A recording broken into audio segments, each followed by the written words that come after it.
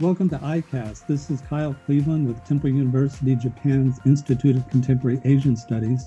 In today's podcast, I'll be talking with Jeff Kingston, the Director of Asian Studies at TUJ, and Azby Brown, the lead researcher for Safecast, a citizen science organization. Today, we'll be talking about issues related to the COVID crisis in Japan. Azby, you've written about this for your organization and have studied this closely. Can you maybe frame this out for us? How's Japan doing with this crisis so far?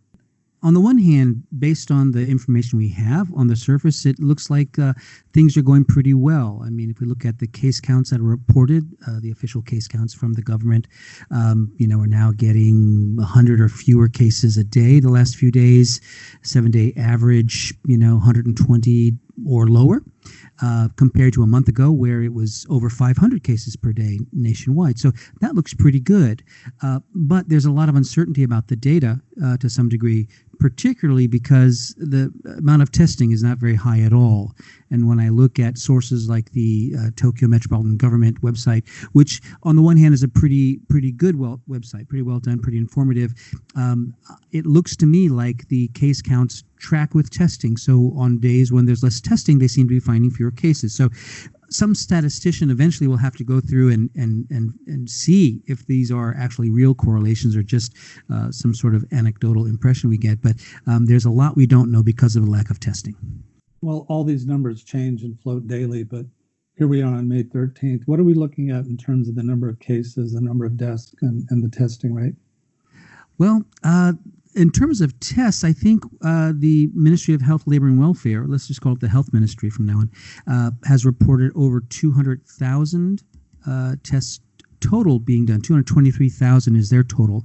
And it's a bit confusing the way they report it because there's a lack of consistency. Some places report the total number of tests even if the same individual is having more than one test, and some places are reporting on the basis of individuals being tested. And apparently this is not really carefully sorted out before these numbers are reported. But we're looking at around 200,000 or more people who have had PCR tests for COVID-19. The number of cases we're seeing nationwide, again, we're up to almost, 15,900 or so, almost 16,000 cases nationwide. And again, compared to other countries like the United States and many European countries, this is very reassuring, or appears very reassuring.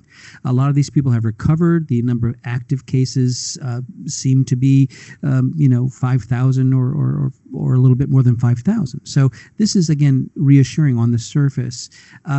Again, what we don't know is what is being camouflaged by the blind spot we have due to the lack of really expansive testing being done and contact tracing. So this has left us with huge uncertainties regarding both the data itself and the actual conditions here in Japan for COVID-19.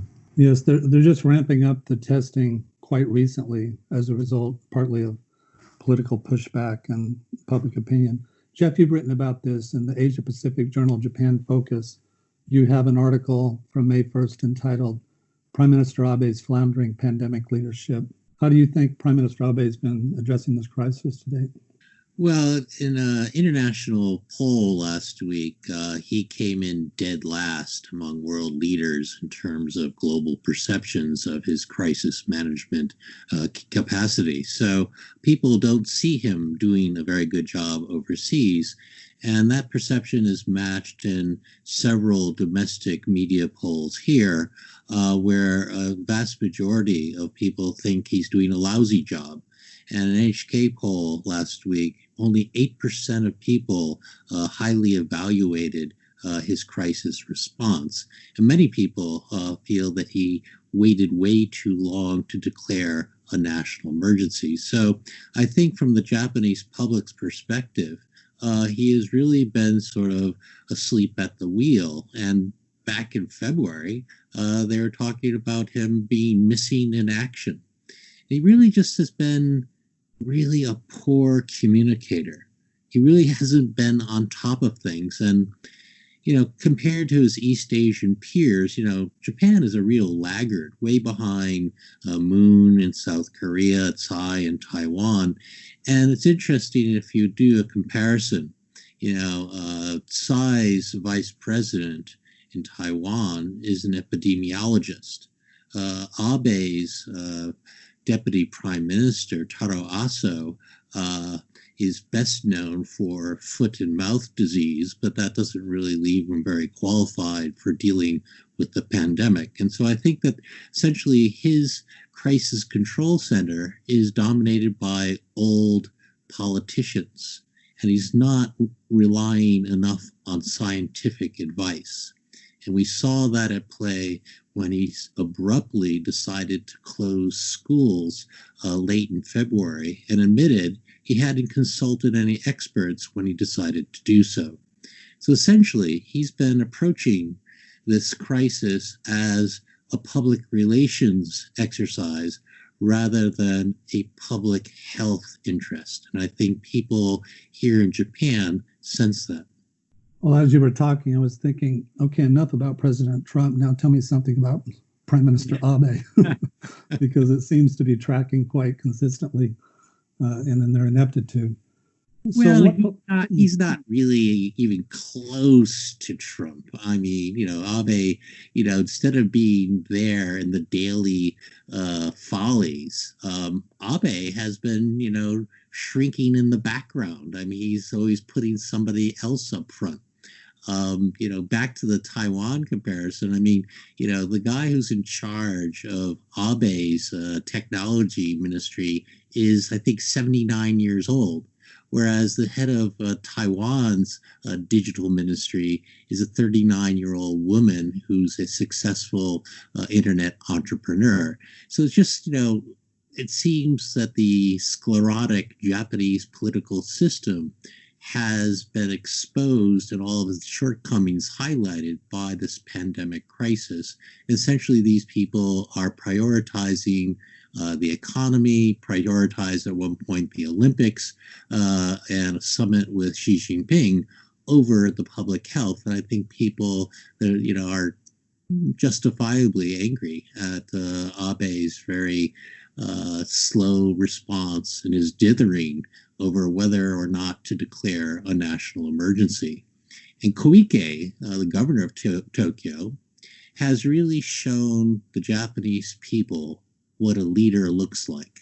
Right? I mean, she has her daily briefings, no nonsense approach, flip chart. She scolds us, tells us to stay home and shut down. And, she has been a great communicator because, she used to be in TV. And I think that people appreciate the difference. And they see Abe sort of fumbling away, not really sure what to do, how to act. So I think that the contrast has been very clear in the Japanese people's mind. And, Abe it's been a surprising public relations disaster. I mean, with the, widespread ridicule of the Abe mass distribution policy, that silly video that he tweeted out that showed him cuddling his dog, sipping tea, and channel surfing. And it just made him seem so out of touch. And it reminded me of 2007 when he sort of downplayed the problem of missing pension records. And the LDP got hammered in the subsequent elections. And he sort of left office, tail between his legs. And his sobriquet at the time was KY, Kukiyominai, meaning clueless. Well, many people have accused Abe of prioritizing public relations over public health, and you've written about this. How could it be a public relation strategy when it's obviously it casts such a negative image upon him? You would think it's quite the opposite of positive public relations. Well, I think he, dug a deep hole that they're still climbing out of with the botched quarantine on the cruise ship Diamond Princess. Right. And they doubled down on basically they transformed this giant ship into an incubator for the coronavirus. Then they doubled down by just letting people off the ship without really carefully monitoring them, and they rode public transport back home. In addition, the self-defense forces personnel involved in ferrying supplies back and forth, none of them were tested. And health ministry officials who also visited the ship, they weren't tested. And of course, we have the testimony from the Kobe professor Iwata say, well, it was striking to him is that basic safety protocols were not being followed. So I think that that just set the tone early on. And Abe has exuded an unwarranted complacency about this disaster. And I think that this complacency has seeped down. And so I think he hasn't really been a bold and assertive leader. He hasn't really taken charge. He hasn't shaken things up. It's only like in the last week suddenly realizes, how people are evaluating his poor performance, that suddenly says, okay, we're going to fast track, approval of this drug that can deal with the coronavirus, or we're going to fast track, approval of antigen testing kits. So he's suddenly realizing, oh, I really need to take charge. But where was he earlier? Why didn't he respond sooner? And it seems clear that people in his cabinet prioritized the economy, prioritized saving the Olympics and the summit with Xi Jinping. And I think that was a big misstep. Well, some people had said that Prime Minister Abe had closed the schools prematurely, rather quickly. My view on that, and I'm interested, Jeff, and you giving me a reality check on this, is that perhaps one of the reasons he closed the schools early, well, obviously is because the Diamond Princess cruise ship, they had stumbled it the response so badly there that they had to show that they were doing something and be proactive.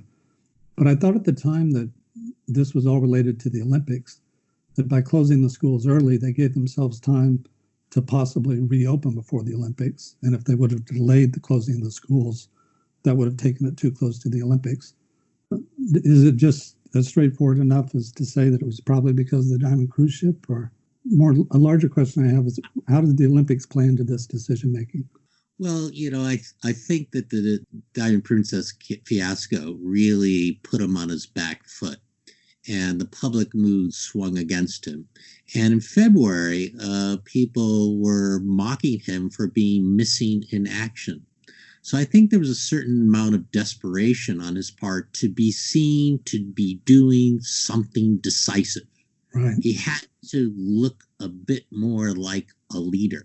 So suddenly, without consulting anybody, not even his Minister of Education, he just suddenly announces this and caught everybody off guard. And I think a lot of parents are like, oh my God, what am I going to do about, daycare? How can I balance, juggle my job and taking care of my kids? All these things that should have been thought out. Abe clearly had not. This was just a PR gesture to mollify the public and to make it look like he was offering the leadership that everybody had been asking for him to exercise, that he hadn't been doing. So the Olympics clearly were on his mind. I mean, this is his legacy project, right? I mean, he really had hoped that the Olympics would be sort of one of those feel-good send-offs, and he could sort of ride high and leave on a very positive note. And so I think they were really eager for the Olympics also because of the economic implications. Don Ren wanted to keep them going. They'd already spent close to $28 billion in building up the infrastructure. There were $6 billion in sponsorship deals hanging in the balance. There was a lot of pressure, a lot of stakeholders with a lot of influence lobbying to keep the Olympics on track. And it just began to unravel in early March when one of the Japan Olympic Committee members said, look, we might be talking about postponement. And so for the next 3 weeks, there was behind the scenes flurry of activity, negotiations between the key stakeholders, deciding well, how do we handle this? What should we do? And my understanding, which was reported in the Washington Post and also in Reuters and AP, is essentially Abe was dragged kicking and screaming. He really did not want to pull the plug. But once it became apparent the plug was going to be pulled, he wanted to at least seem in charge. And so the narrative that he has tried to promote is that he's the one who actually took the initiative and acted responsibly. But I don't think you find many people outside his inner circle who buy that narrative. Azby, do you agree with that assessment? I agree with a lot of what Jeff is saying. And yet, as I'm looking at the problems that unfold, a lot of them have to do with basic preparation, with communication, with implementation and things. And based on what we saw after Fukushima, so much of it is a repeat of the same, let's call it incompetency, the lack of competency, lack of expertise, that I'm wondering how much of it is actually due to Abe's missteps and how much of it is really due to sort of fundamental institutional characteristics of Japanese governance and other major institutions. So, I'm very interested in the politics of it. I have a lot of curiosity about things like, well, what do we know about, the minister of the cabinet minister Kato of the Ministry of Health, Labor and Welfare? What do we know about his activity or his engagement? What do you know about the second rank, the Hashimoto, Kaku, and those people? And how they are perceiving this. This is something that I really don't know much about, and maybe Jeff will have some opinions about that. But I do think the missteps are clear. It's absolutely clear that this was fumbled from the beginning, and little by little has somehow muddled through. And because of reasons that include luck, that include people, Japanese people, not waiting to hear instructions and simply taking it on themselves to take protective actions. Somehow, we are seeing social distancing. We're seeing things that are actually probably helping reduce this case count. And this makes me think about how mistrust of government, and Jeff referred to the low level of trust that Abe enjoys from his constituency, that mistrust of government can in some ways be adaptive. In other words, if you're not going to wait, or you're not going to think that the government is really going to do the right things, they're not really having your best interests in mind, then maybe you're going to take extra steps. And I think we've seen this in Japan. We've seen this to a large degree in the United States. We've seen this in other countries. So I think it's a very interesting dynamic, which will bear watching, in the rest of the year and certainly in years coming through. But at the bottom line, this was a fiasco from day one. And Jeff, he referred to the Diamond Princess. One commentator referred to that as a game show death ship. And we're watching this unfold, in media, almost real time. 10 more people are sick, and then, these people are being taken off the boat. And then we hear, Dr. Iwata's commentary kind of pulling his hair out, which, he did sort of walk that back a bit later. But this was kind of shocking. And my own experience, having, looked at, I learned a fair amount about pandemic response from some other work I had, film work, et cetera. And I was looking at what, was being done in terms of contact tracing for people, both from the ship and the others. We heard about taxi drivers. We heard about bus drivers who had been spending a week or most of a week with foreign tourists who were infected. And I was expecting that, there would be this incredibly strong effort to trace all their contacts. Who was at the same hotels? Who was at the same restaurants? Who was at the same bus stops? And they would track all the stuff down and trace these contacts like they're supposed to do. And we didn't hear about it. And I think, I sent out some emails to a bunch of people. Maybe even Jeff was on that. Maybe you were on that email chain. Well, what's going on? Has anybody heard anything about this contact tracing? And we heard nothing. And one journalist from the Asahi Shimbun that I know said, well, I think maybe it's not being done. And this to me was just shocking that, again, this lack of leadership, there was no one there making sure the things that needed to happen were happening. So again, for me, a lot of it is unfortunately not surprising. Maybe I'm jaded after seeing what happened after Fukushima for almost the identical reasons. Political gamesmanship, prioritizing economic considerations over public health, lack of preparation, not believing it could really happen, not believing it was actually happening while it was happening in front of the people, who were supposed to be taking charge of it. This is, kind of a depressing aspect of observing Japanese governance. But on the other hand, some places have also done worse. Azby, you kind of alluded the fact that when you mentioned that movies about pandemics and whatnot, right. You had actually worked on the movie Contagion, Steven Soderbergh's movie about the, I guess it wasn't H1N1, but it was a derivative of a virus like that. Can you talk about that a little bit, what your role in that movie was? Sure. My role is actually very small. I have been the supervisor for localization for Soderbergh's films for many years, and I've done about 13 films with him.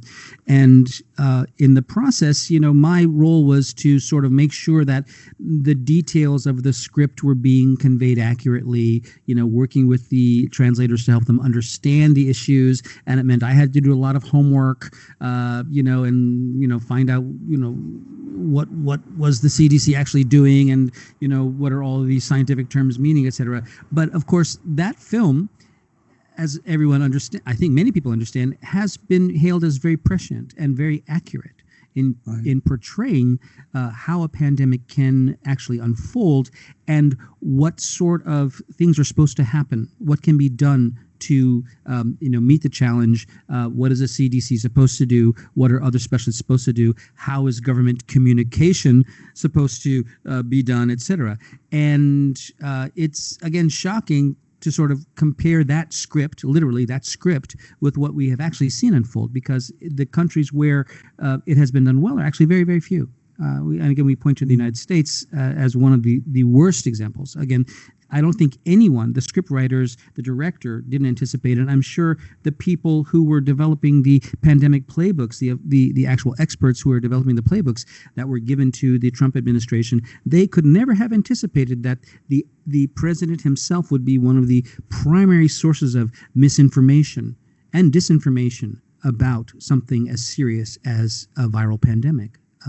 And this is unbelievable. So I am fortunate to have a lot of opportunities to talk with experts about communication, about crisis communication. Because of our experience at Safecast with the Fukushima disaster experience, then, a lot of it has to do with people whose job it is to communicate about nuclear disasters. And many of them have been very complacent, I think. They thought, all these problems that happened were because it was Japan. This is particularly Japanese culture where, people, they don't communicate directly and they try to avoid responsibility and, circle the wagons. And I said, no, you guys should not be overconfident, because if it happens on your watch, you will find that you will be facing some of the same things. And lo and behold, we're seeing the same things unfolding with this COVID-19 pandemic around the world. Right. So a lot of what we're seeing now really plays to par for what we experienced during the Fukushima crisis. I teach a course called Disaster Japan, which is about the Tohoku disasters in 2011. And I've shown the movie Contagion for a couple of years. I guess I've taught that course maybe 8 times. And I didn't show it this last year because I thought maybe it's a little over the top. And now it's just shocking how it almost plays like a documentary of what's happened. But, when I see it now, I think, well, I've seen this movie before, a version of this in Fukushima. Now, all 3 of us have written on Fukushima quite extensively. And I'd like to make some comparisons between that. Jeff, what do you see the common similarities between what happened in the Fukushima nuclear crisis and what's going on right now with the COVID-19 disaster response? Well, I agree with Azby that lessons certainly weren't learned. Incompetencies were not cured. The bureaucratic inertia remains to be a huge problem. And so the crisis response to the pandemic has been awful. One big difference is Naoto Kan, I think, showed bold leadership. For example, the prime minister during the Fukushima disaster. Right. Yes. And so, for example, he jawboned the Chubu Electric Company into shutting down the Hamaoka nuclear power plant because it's located near a place where they're expecting the big one to hit. And he didn't have any legal authority to do that, but he put the president on the spot and essentially, forced him to close down. And I recall when, one of the TV stations sent a helicopter in at the height of a 15-meter tsunami and approached the nuclear power plant at that time. I thought, wow, where are the sand dunes? Because, when they built it, they said we have 8-meter sand dunes, but there were no sand dunes. In fact, all they had was a small, seawall that you could sit on and fish off of comfortably, but it's about the height of a podium. So it wouldn't have given them very much protection if indeed there was a tsunami. So this was the sort of wishing risk away approach to risk management. We saw how that worked out in Fukushima. And so I think that they have that same mentality now that, well, we dodged the SARS, we dodged MERS, so we're going to probably be okay. And so my view is the Diamond Princess was an early wake-up call. And Abe just hit the snooze alarm. And he conveyed complacency. And so rather than shake things up and mobilize people, he contributed to the inertia because he wanted to downplay the crisis in order to save the Olympics. So I think that, there were differences in leadership. I think Khan did act boldly. He also said that, we're going to promote renewable energy. And he's the one who promoted the feed-in tariff in exchange for his resignation. And so I think that he showed people what a leader could be like. And I think Abe has not. And we've seen that governors around the nation have seized the reins. And for example, the Hokkaido governor early on imposing a lockdown. Essentially, he didn't have legal authority to do it, but he did. And we've seen, for example, Azby was earlier on talking about the tracking and tracing.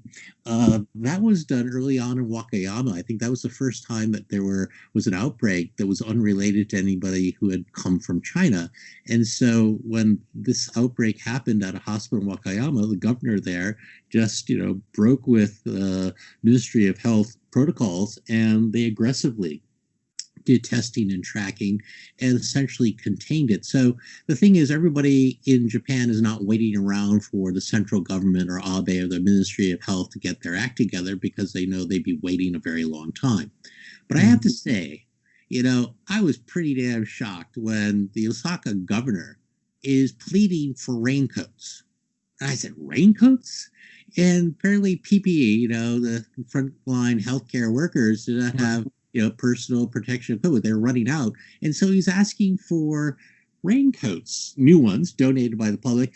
And, thank God the Hanshin Tigers stepped up and donated 4,000 ponchos. But I'm not sure that's probably the ideal solution, but at least it was probably something better and quicker than what the central government was doing.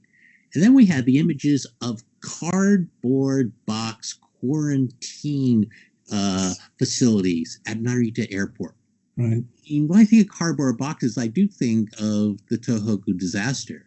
And it was sort of an uplifting situation where at the Yanjo, the displaced people would sort of try to recreate their little communities and get a bit of personal space. And so it was sort of a positive thing. But imagining people returning to Japan and they are forced into these cardboard boxes for 2 days because they wouldn't get the results of their test for 2 days. At the very same time that was happening, you could go to Hong Kong, you get a test, you sit in an abandoned airport hangar, 8 hours later, you get your results. So it does seem there was institutionalized complacency here and a lack of leadership to help explain the rather slow and feeble crisis response. And it's shocking both with the Fukushima disaster and COVID, because at least from afar, it seems like if any country would be prepared for disaster management, Japan would, given its history of natural disasters and even something like the Om Shinrikyo attack on the subways of Tokyo. So it's just remarkable that Japan seems to be so unprepared for this, particularly up in Tohoku when you have that history of tsunamis and major earthquakes. I've been up to the Daiichi plant with groups of students on these bus tours 3 times. And every time we went up there, I was really shocked that, as you mentioned, they did not really have a proper tsunami seawall outside the Daiichi nuclear power plant, and they still don't. So every time I was there, I asked them in the debriefing session, I didn't see a tsunami seawall. Like, what's up with that? And they said, well, we're studying it. Finally, after I had gone a couple of times, Daniel Aldrich was taking a group of students from Northeastern University up there. And I said, hey, when you get to the debriefing, ask them about the lack of a tsunami seawall. And he did, and he related to me that they said, well, based upon our calculations, we determined that tsunamis come from the south. You might as well have said they come from the west, right? They come from China. And then on that issue of tsunami seawalls, we did interviews with people, mayors of 5 of the evacuated towns. And in Tomioka, which is the town closest to the Daiichi plant, they're rebuilding the tsunami seawall at only 7.3 meters, even though the tsunami came into the Daiichi site at 15 meters, twice the height. And it just, I couldn't believe it. And I asked the mayors, why are you building such an inadequate seawall? And they said that people want to see the ocean. And if you build the tsunami seawall too high, they'll feel like they're in a prison or something. Their ancestry, their life experiences on the ocean. So it's kind of that calculus that's made. Been up to Fudai, Kyle? No. That's where they have like a 22-meter seawall. Right. Now that's a seawall. But what that reveals, go ahead. Tiny town, said, okay, we need to be protected. So you go there, and this massive seawall. You're like, wow, you go behind it. I mean, there's a tiny little dying, depopulated little town. But anyway, they are well protected. And if they didn't have that, apparently the tsunami actually crested the 22 meters. So if they hadn't had it, they would have been definitely in very deep trouble. Well, at its greatest height near, for instance, the town of Onagawa, it peaked in at almost 40 meters.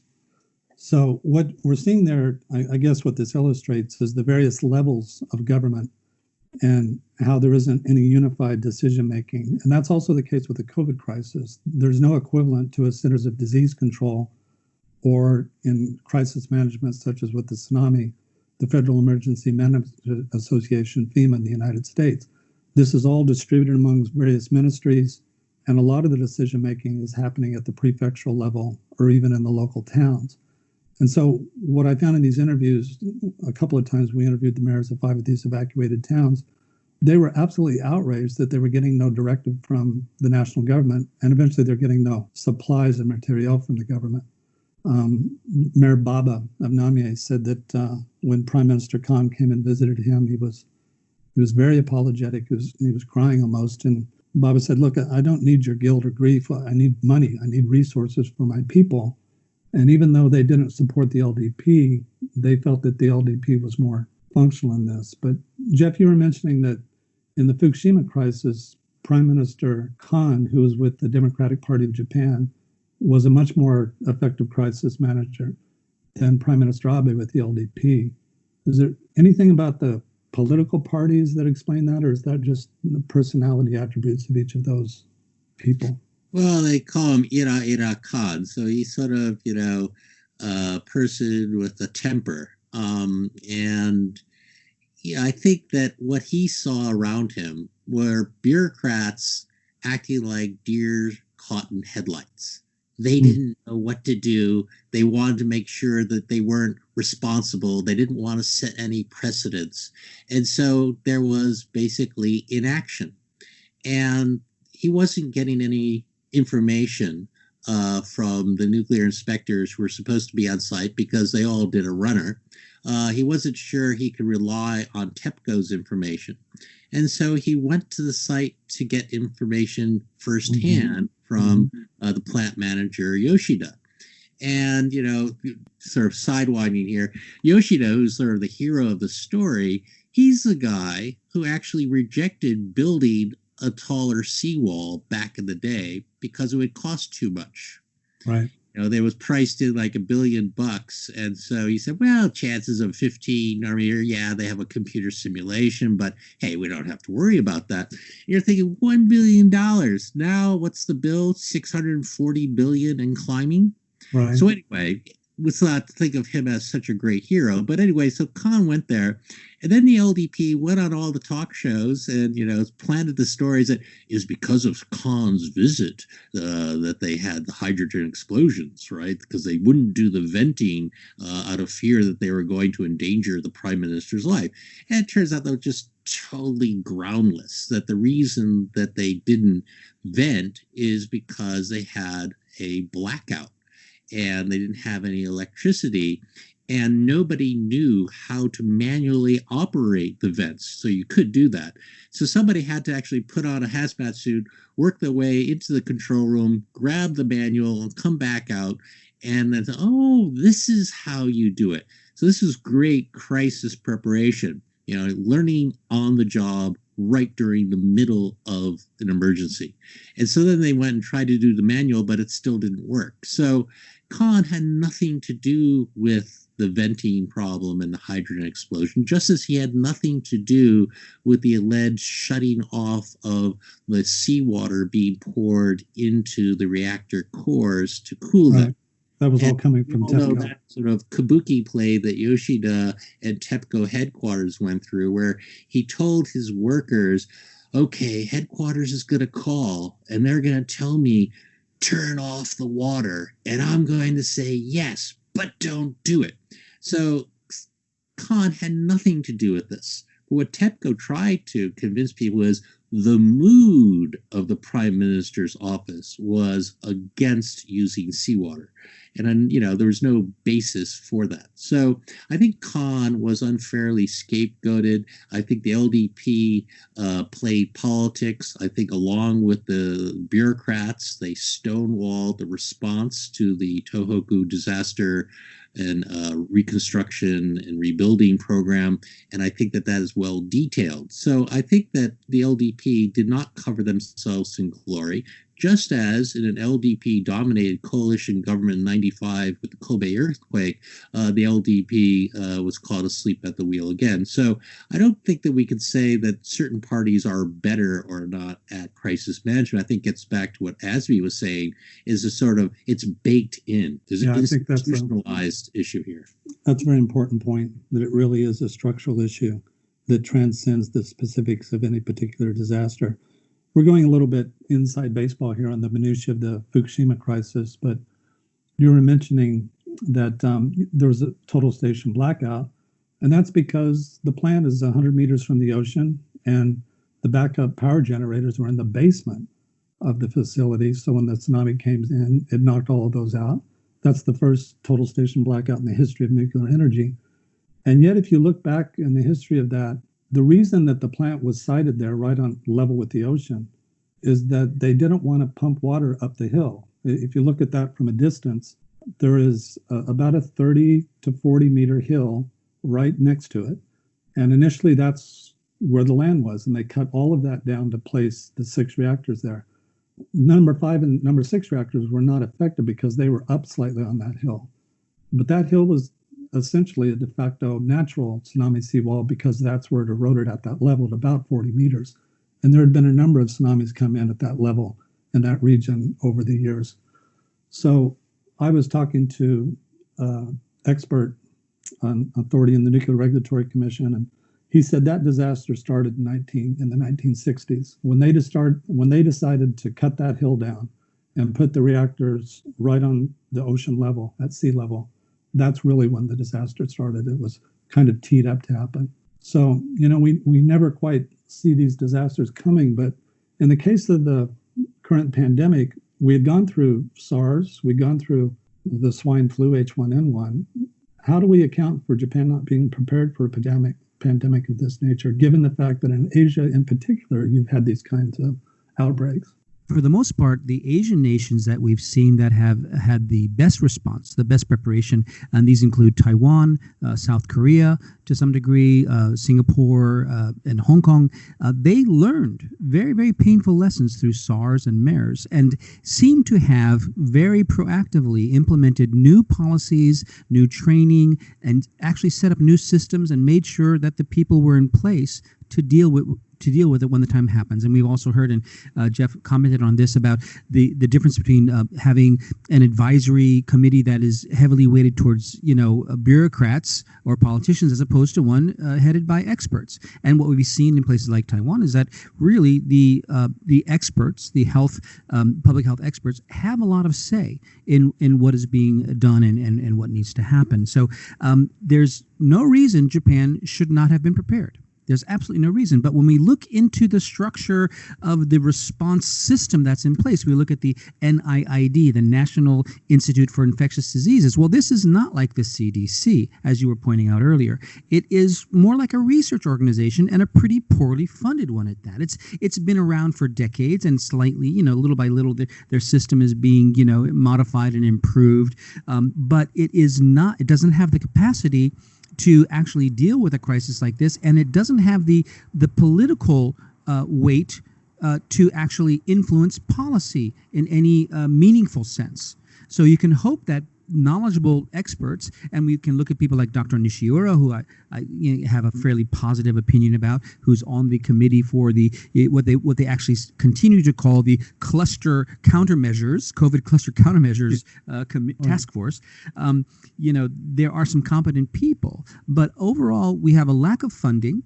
We have a lack of expertise, a literal lack of expertise. When it comes to epidemiology, I've heard there are like 10 field epidemiologists in the entire country. And of the people who are really qualified to do the kind of modeling and prediction that Dr. Nishiura did, apparently he's the only one. So this is a shocking lack of competency, and double that, connect that with a political resistance to handing the reins over to the experts, then this is a recipe for disaster. So there's no reason Japan could not have been Taiwan. There's no reason it couldn't have done much better. But in fact, we see, again, these institutional characteristics. And of course, this system, lately, we've been hearing more about this from people like Dr. Kenji Shibuya, who was, not directly involved with the Fukushima response, but had some important commentary to make about some of the epidemiology regarding thyroid disease at the time. And he was pointing out that actually they're still faxing in the data. In terms of testing and who's positive and who's not. This stuff is being faxed. So this is an antiquated system, and I think you could say on the one hand, okay, this is intentional. There's a cover up. This is for some reason someone has a vested interest in maintaining this dysfunctional system. On the other hand, even if it's simply a lack of incentive to improve it. To me, this is actually quite damning, and I think it's showing something we've seen in Japan. And again, Japan's not the only one. Some places are worse, but we've seen this time and again. In a situation like this, which requires the ultimate flexibility and agile response to a rapidly changing environment, we see the system is basically stuck in this non-responsive, inflexible mode. And again, maybe a leader could break through. And Jeff referred to Wakayama. Yes, people have to be prepared to disobey. And literally, to not follow orders or to disobey orders and to do what they think is necessary. And again, we are seeing this here in Japan from time to time on the prefectural level, or maybe someone like Governor Koike, who we heard there was some sparks flying between her and Prime Minister Abe regarding the delays in announcing the emergency declaration. It requires sometimes local or prefectural governments to do that. In the case of the U.S., we've seen this with states. There's many cases of state leadership, state governors. Many of them are not Republican, but there's a handful of Republicans in there as well who have actually taken it on themselves to do the right thing. So after Fukushima, and you referred to this, often it was local governments who were required to actually step up and find a way to provide what their constituents needed to actually, in terms of life and health. they were not getting what they needed from the central government, and often the prefectural government was not effective either, was not engaged, or was also enmeshed in political decision making. So one of the big messages that I often give when I talk to other experts and people doing emergency response is that you have to expect to be left alone, to be left on your own, and to wind the clock back even further to Hurricane Katrina. We saw this in New Orleans after Hurricane Katrina, and the expression that emerged at the time was to be domed, because you remember all of those people stuck in the Superdome in New Orleans for days and weeks with nothing, knee deep in filth, and the cavalry just didn't come. So people have to expect that when the time comes, this endemic incompetence will force them to fend for themselves, and they'll find themselves being abandoned.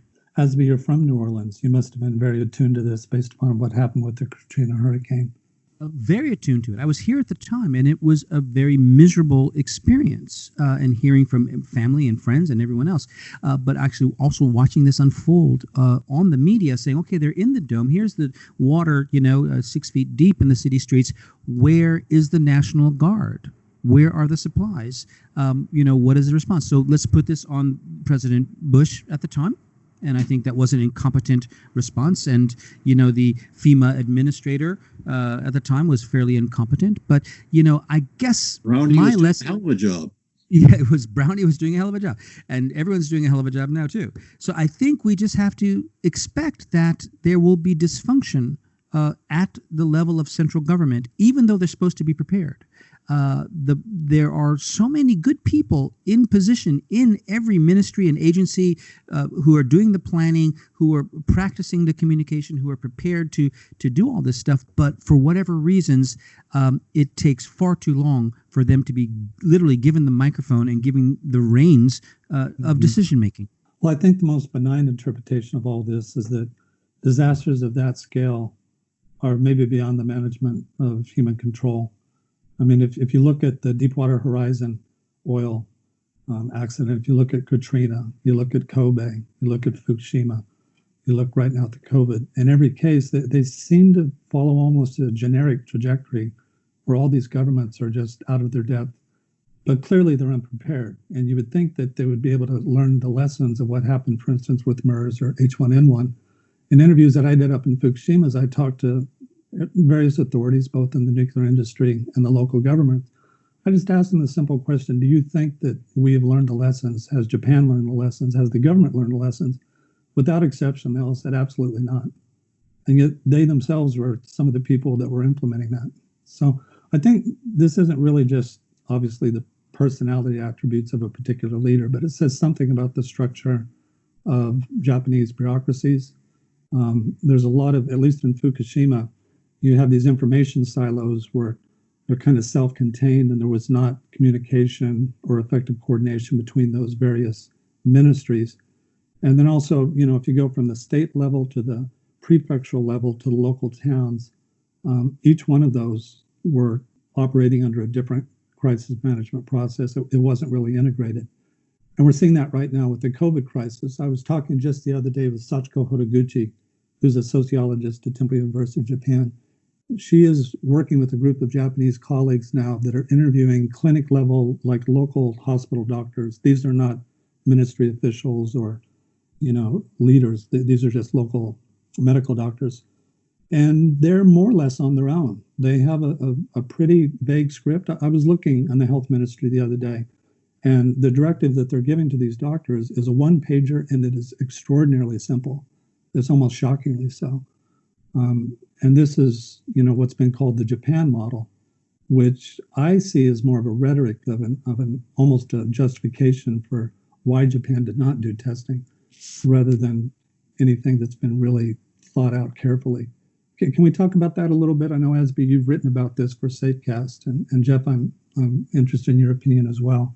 Is there such a thing as a Japan model for COVID? And are we seeing that, or is that more of just a rhetorical backfilling for a policy that proved to be inept?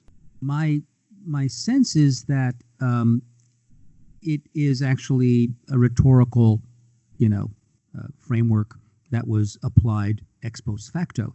That again, the preparation was not in place, and as various players, got involved and tried to figure out what to do, some sort of working strategy evolved. And it included acknowledging real limitations to Japanese medical, healthcare capacity. And this, again, a lot of what we're seeing in terms of concerns about hospitals being overloaded with patients is because of budgetary decisions that were made, a few years ago, and other sort of structural aspects that limit their capacity to actually take a lot of patients.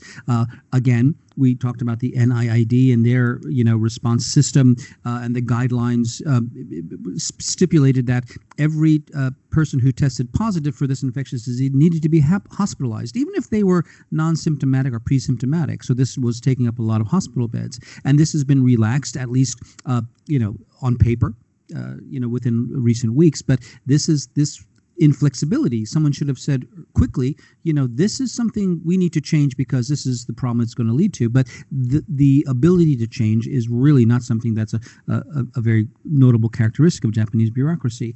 I don't know that there is a particular strategy, but the policy is to limit testing in order to prevent an overload of the Japanese healthcare system.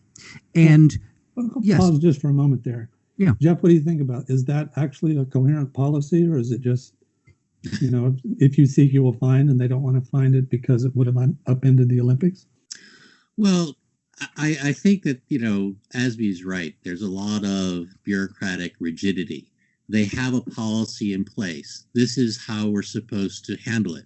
But this is where a leader steps in, as he has done now, and said, we got to relax that regulation because it doesn't make sense.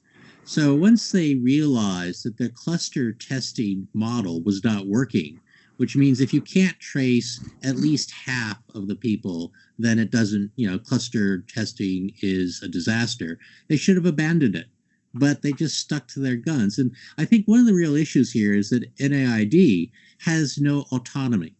So even towards the end of February, they were patting themselves on the back about what a successful quarantine they had on the Diamond Princess. When I read that, my jaw dropped. I thought, well, I guess it all depends on how you define success. Now, my question I want to ask Azby about the testing is, I was reading last week that a lot of doctors have requested a test on, patients who have died, and they're not quite sure why they died. And so they've been turned down. And so, a lot of people who are saying, well, Abe might not have been wonderful, but look, at the end of the day, not many people died. And so right now we're getting close to 700 deaths, which, is not bad, on an international comparison. But do you think there is serious underreporting of cases and deaths here? The FT did a study a couple weeks ago and found that, about 60% underreporting in Europe. And I saw your Safecast estimate that perhaps the real numbers here should be, the cases should be multiplied by about 10. But getting to death rates in specific, are there some unusual patterns in mortality rates? Is there data available for that? And what is with this, reports that doctors can't get tests for their patients who died? Does that mean that people just don't want to see those numbers? This is a very, this is really getting to the crux of the issue. Yes, it's true. Not only can living people who feel or are concerned they're very symptomatic and whose doctors think they're very symptomatic have a very difficult time getting tested. That's one reality. As we know, there is not a lot of autopsy done in Japan at all, and there's not a lot of testing done of people who've deceased. So they are very likely being recorded as having died of something else, of acute respiratory failure or of pneumonia or something like that. the implication is that there may be a large number of people or some number of people who are actually dying of COVID-19, but are being recorded as something else. And we will notice that when we look at the overall mortality rates, let's say the all-cause mortality rates, and see if there is a noticeable increase, as we've seen all over the world. And again, the Financial Times, I think it's John Rupert Murdoch, he's done a brilliant job with visualizing this. We've seen this all over the world. Is that going to happen in Japan? Well, one of the main issues concerns the way the data is reported, and there is a time lag. And we're only really getting like pneumonia data from last November at this point. We've gotten other mortality data for the nation up until February.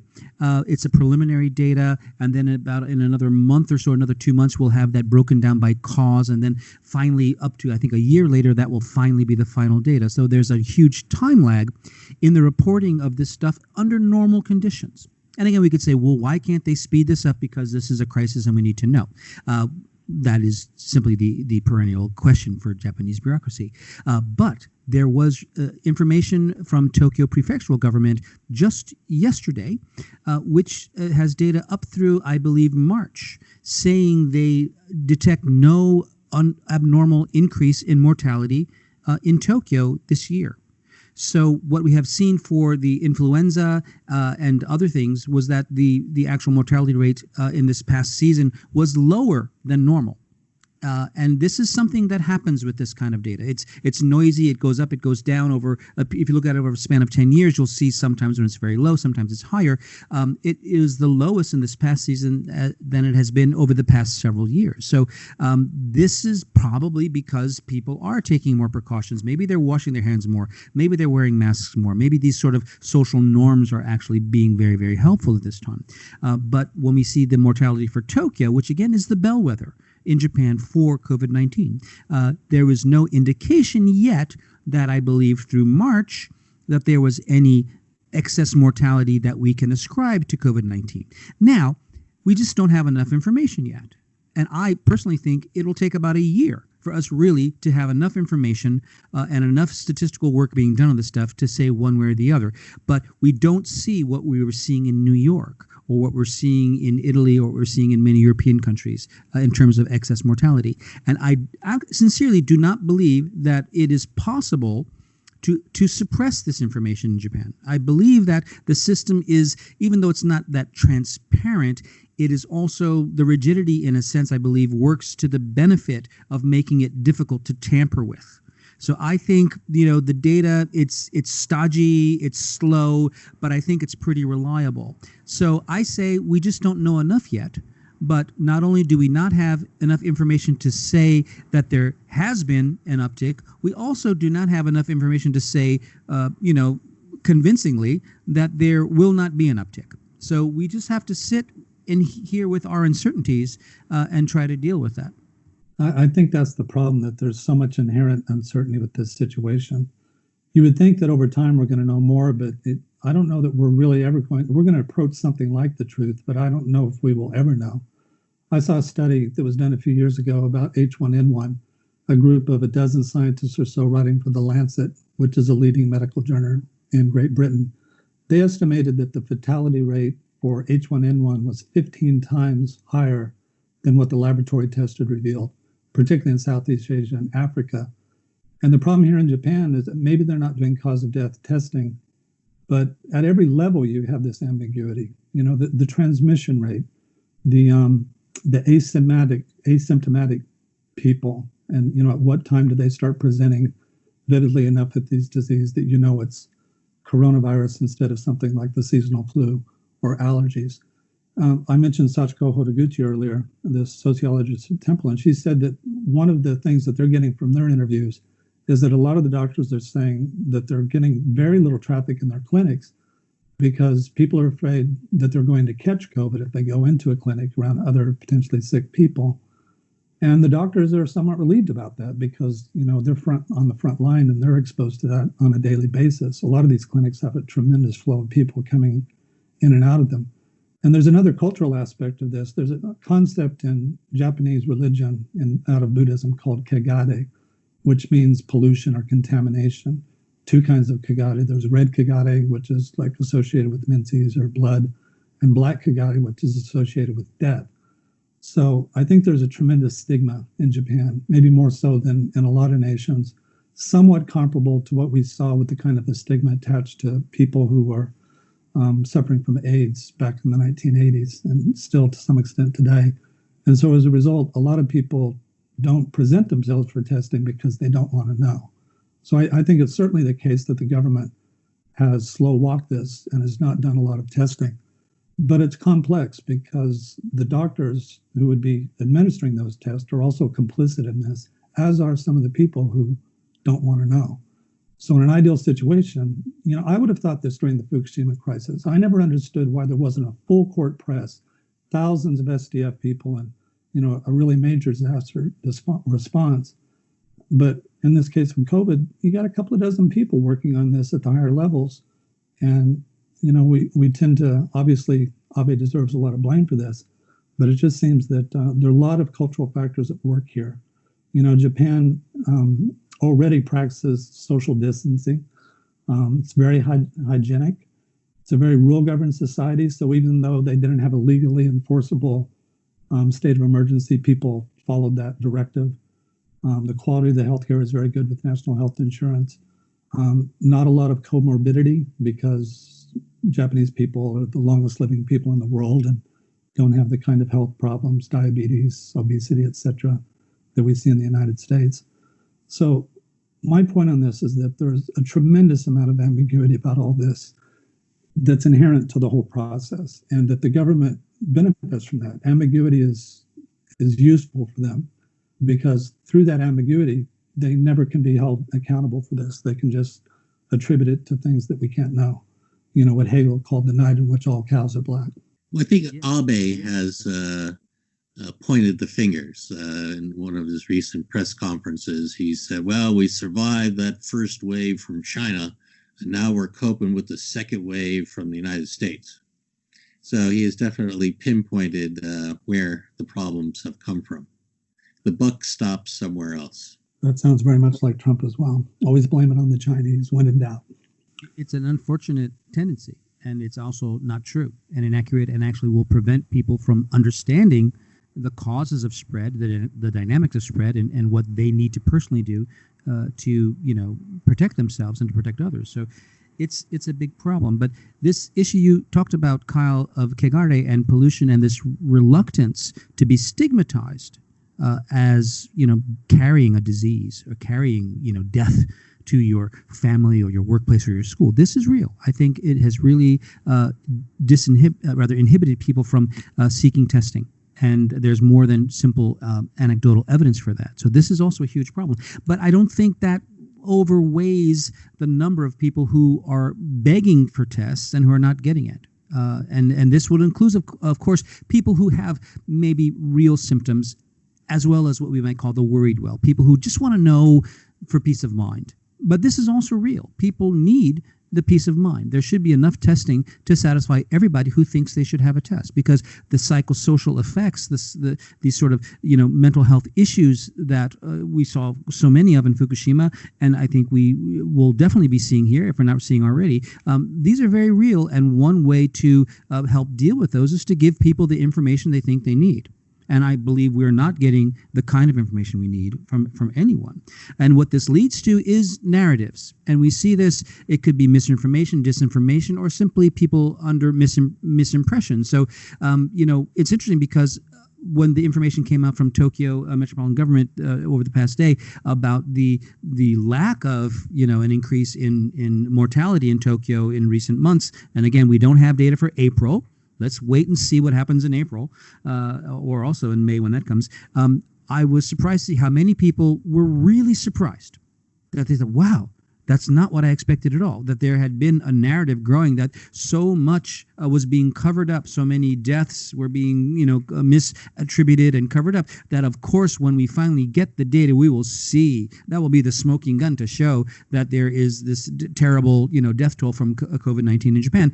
And I was more surprised at people's surprise, because I'm simply trying to live with the uncertainty and saying, well, we don't know enough, and we will have to wait a while until we have enough to say one way or the other. So I'm not going to assume that it's there yet, knowing all of the problems with the system and the reporting and possible misreporting and possible underreporting. And this is a very bizarre situation to be in. So, Kyle, you asked about whether there was a Japan a strategy or a Japan method for dealing with this. I don't think it's a methodical method, but it could well be that something is being done right, and that social norms of the sort that you alluded to play a very, very important role in this, as well as the cooperation of things like retail associations, the department stores who agree to close, or other, associations that sort of independently. I'm looking at real estate lately and policies in buildings and residential buildings. And again, anecdotally, some of these are putting in very, very good practices in their own properties for helping, prevent the spread. These things happen. Even in the absence of clear government directives. And again, this is partly about the lack of trust in government, which can be adaptive and help people survive. Jeff, do you think that, thank you for that, Azby. Jeff, do you think that the government's finally starting to get it together and is doing a better job? Well, I think there is a public health issue and there's the economy. And the public health problem seems to be abating, but we all know you never say mission accomplished, because things can come back to bite you as they have in Seoul. So we don't know yet where we are, but early in the game. It's early in the game. But on the economy, we definitely see some really strong headwinds. Toyota just said they're predicting 80% drop in earnings. There's going to be big job losses. Export markets are going to dry up. Supply chains are disrupted. So a lot of people here are very anxious about the coming economic pain, and they don't have a lot of faith in Prime Minister Abe's stimulus package. Now, that's something he can control. He can't say, well, this was caused by China or America, or we weren't prepared. Like, they have had time to prepare. And a lot of people think that the stimulus package is inadequate. The income replacement, $80 a day, is inadequate.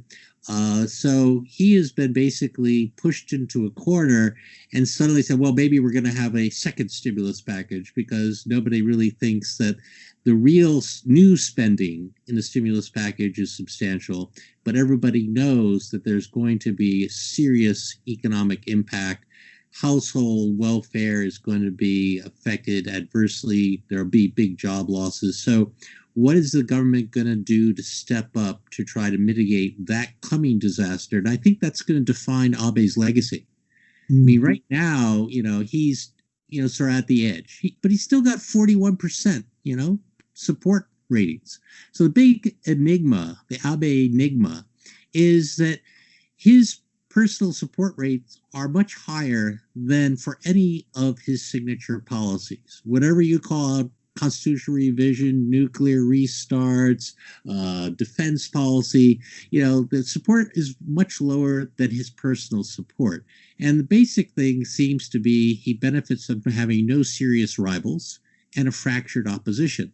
But if you look at NHK polls since 2013, every month it comes out, of the people who support Abe, half say because there's no alternative. Only 15% think highly of his leadership, and 15% think highly of his policies. So his support rate is really pretty tepid. But he's always been able to bounce back. He was down in the mid 20% support rate over his Moritomo scandals, and now that scandal is coming back alive again. The widow of one of the Ministry of Finance officials released his letter. Former Prime Minister Koizumi has called on Abe to resign because he's clearly implicated. So Abe has survived so many scandals. He is the Teflon premier. I mean, on any one of those issues, one of his predecessors would have already been red carded, but he dances at the edge of the abyss and he bounces back. And he's got a crack PR team, advised by Dentsu. They come up with a lot of his slogans, Abenomics, proactive pacifism, things like that. So don't count him out just yet. He's got 7 lives, and if he can get this economic stimulus package right, and if he can mitigate the economic disaster, who knows? Maybe people will remember him positively. Maybe he will have a positive legacy. But right now, Abenomics is in shreds. The Olympics don't look like they're going to happen. He's been in power since 2012, doesn't have a whole lot to show for it, despite having 2/3 majority in both houses of the Diet. His diplomacy has been woeful. No progress on territorial disputes with Russia, South Korea, and China. So he's really grasping for a legacy now, and it remains up for grabs what it will be. But right now, not looking real good. Thank you for that. It'd be really interesting if we could reconvene a conversation like this 6 months, a year from now, and in retrospect, see how this plays out. I'm not all that optimistic given the nature of leadership we have in both Japan and the United States. We're about out of time here, guys. I really appreciate you taking the time. It's very interesting. I learned a lot. And everyone, I suggest that you go to the Asia Pacific Journal Japan Focus and keyword search. You can find many articles that Jeff Kingston has written about this. Azby's the lead researcher for Safecast. Go to safecast.org and you can find his writings there. Guys, thanks a lot. I appreciate you taking the time. Thank you. Good talking with both of you.